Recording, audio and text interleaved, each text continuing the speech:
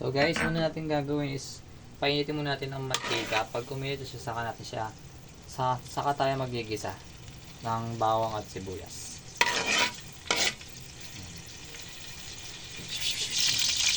So yun, tumatisik na yung mantika, uwag na natin ito. Pagsasabayin natin guys kasi pares na naman outcome. Halo-haloin natin yan at hihintayin natin hanggang sa maging caramelize siya. Ito.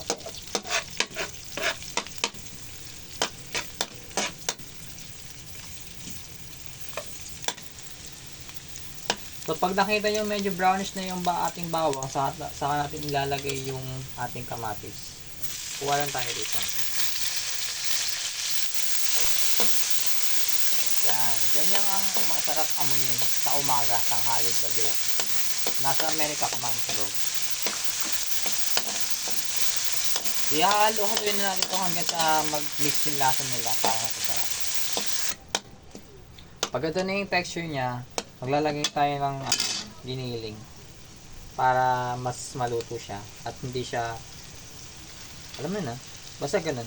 Lalagay tayo ng giniling. Giniling lang ang pinili namin kasi wala kaming pork. Search nyo yan, alternative ko ng mas preferred nyo. So, ang mas preferred namin is giniling na delata. Siyempre, mayama kami. So, joke lang. Alawin na natin siya, guys.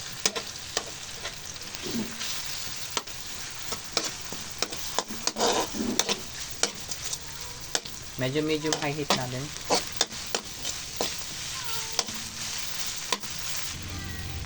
Okay. So, pag feeling nyo luto na yung giniling natin, pwede na tayo magdagdag ng isa pang pwede na tayo maglagay ng bagoong. So, mas marami, mas maganda. Choice nyo yan. Kasi yan yung nagpapalasa. So, hahaluin na natin siya. Tapos mamaya at maya maglalagay tayo ng konting tubig para mag-steam.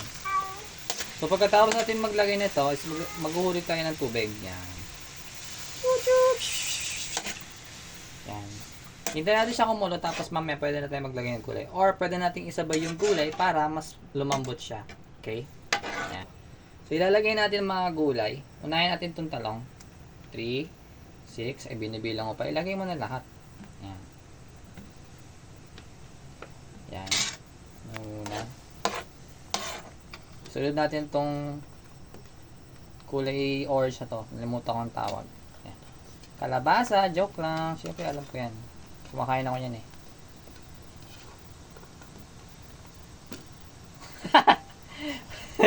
Hagis yun na lang dyan. Yan. Tapos next natin dito is yung sitaw at ang okra. Ayan, lagyan natin lahat. Yan.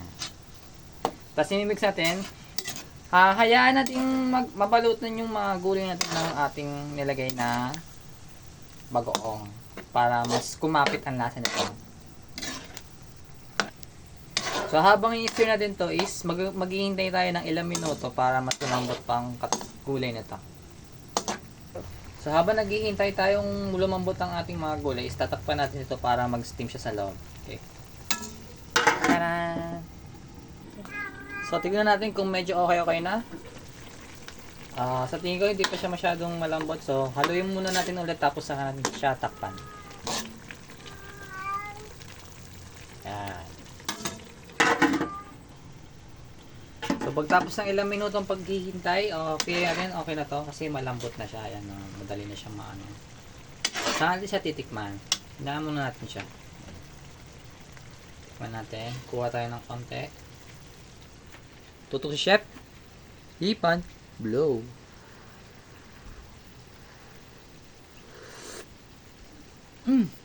Patok pang masa. Alam mo, kulang kanin. Tara, plating na tayo.